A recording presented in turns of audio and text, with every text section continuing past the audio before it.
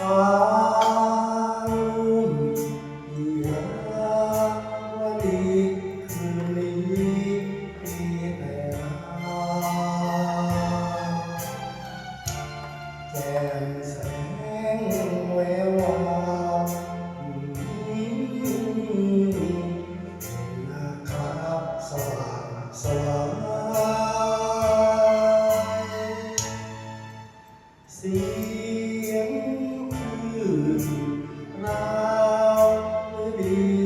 คืนนี้ข้าเรียนใจเหยียบน้ำสวงใน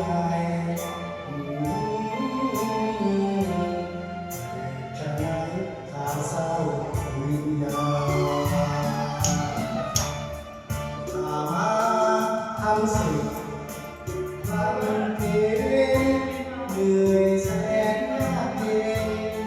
ไม่เว้นว่างเปล่าเดือนสัญชาต้องดูถึงจะตายจะอยู่ขอเชิญชูมันตราดวงใจข้ามอชอบฝันต่อกันวิ่งควันจันทราผู้สุภายอดชูรักเจ้าเพียงเป็นรูปไว้ชื่อชูดวงแดง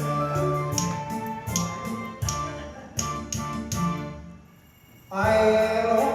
อยู่แห่งไหนใจนึงถึงเจ้าเคยเล่าลงโชว์แม่ข้ากับป่า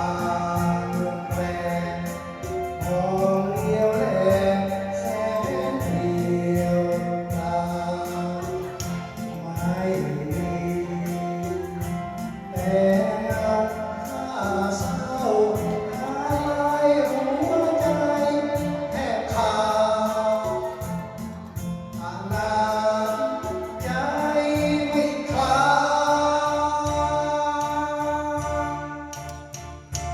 เจ็บใจ